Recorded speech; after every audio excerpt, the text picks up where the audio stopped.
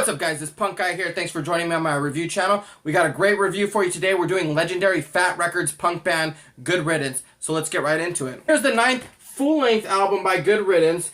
Just dropped 2 weeks ago. Thoughts and prayers. I really love the artwork on here. I really love the message it's sending across, but I really love the color. It looks like it's done with like a gold flake that's etched down. I don't know who did it, but it's fucking amazing. So like I said, this is Fat Records' 9th full-length album, released on Fat, of course, legendary Fat band. Their last album, Peace in Our Time, came out in 2016, which was 2 years ago. So one of the unique things about Good Riddance, as most of you guys know out there, being a Fat Records band, is they toe the line between hardcore punk and skate punk, and depending on who you ask what category they lie in, you know, they can go both ways. For me personally, I've always considered them to be a skate punk band with hardcore leanings.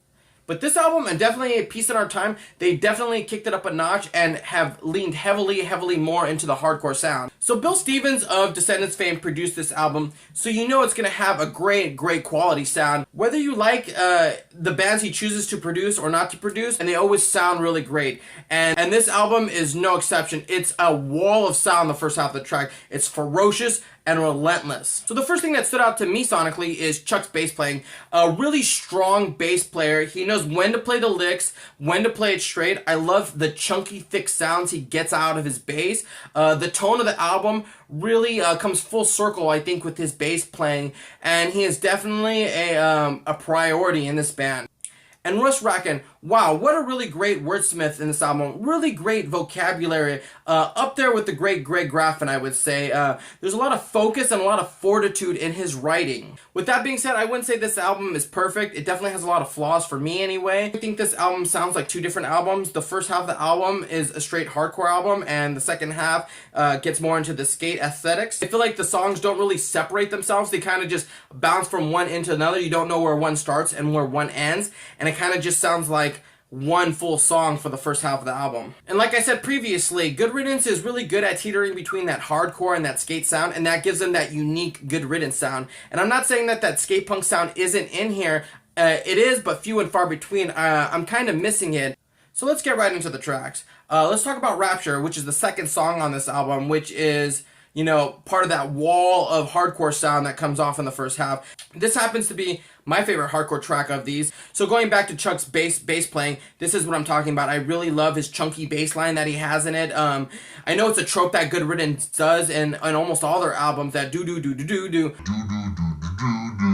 I love that though. I love that sound. I love it when they do that. That's a great part of the song. That's what makes the song stand out to me. So No King But Caesar is definitely my favorite lyrical song on this album. It probably most aligns with the album itself, Thoughts and Prayers. So if you guys don't know, No King But Caesar is a lyric in the Bible, and I really love the allegory Russ uses to entwine with how he feels about religion. And like I said, Chuck is holding it down with that bass line. Lo que sweat.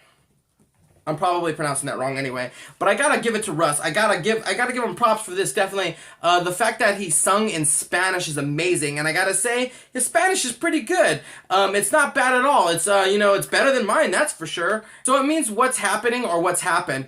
And I read a quote somewhere that Russ said that he wanted to sing in Spanish because he said when hardcore bands sing in Spanish, it sounds more aggressive, and damn it, it definitely does. There is a ferocious intentions in this album, and it definitely comes out strong in this album. He sounds mean and aggressive. I love it, and like I said, giving him props for singing in Spanish. That was fucking awesome, Russ. Good job. So the track Who We Are is definitely the most reflective of who Good Riddance is as a band, as the way they sound sonically. I really love the two guitars in it, playing the high notes and playing the low notes. Really gives it that skate punk sound that, like I said, was kind of missing throughout this album. But that definitely is my favorite track of this album. I love the different tempos. I love the outro, especially with the muted palm notes, with the really high guitar lead note over it, adding that aesthetic to something a little bit different and diverse on this album. So hold up, guys. I don't want you guys to get any wrong idea about this. I do not think this is a bad album at all. This is just not my favorite album, that's all. But the one question I gotta ask is, in a couple years, will these songs be strong enough to stay on their set list? Will people remember them long enough? And to me, that answer is no. It feels like an album that's going to come and go. There aren't any title tracks that are really going to stand out and say, this was Good Riddance in 2019. Peace in Our Time definitely had that. There are definitely tracks on there I know they will continually play because that is not only their comeback album, but that is the album that defined them of who they were at that time. Go ahead and give this album a 3.5 out of 5 stars. Like I said, this album definitely leans more towards the hardcore sound, but they don't really do anything to stand out from other hardcore bands. I know there's probably a lot of people with a lot of different opinions about this, and no knock to the band members because they're a great and amazing band. I just want to say thank you for at least putting out another Good Riddance album. I love listening to it, and I will continue to listen to it. But like I said, it's not their strongest album. It's not their strongest outing, but I can't wait to see what they do next.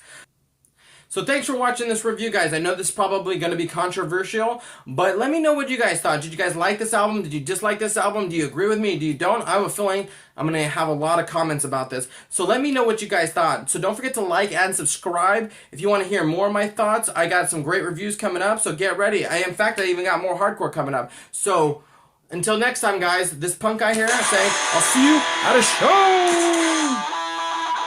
Hey guys, thanks for watching that review. I really do appreciate it. And let me know what you guys thought about this album in the comments. Don't take it too harshly out on me. I really do love this band. They've always been one of my top favorite bands. And kudos to Fat Records for putting out this beautiful vinyl. So if you like this review, I encourage you to check out my playlist and check out my other reviews. Thank you.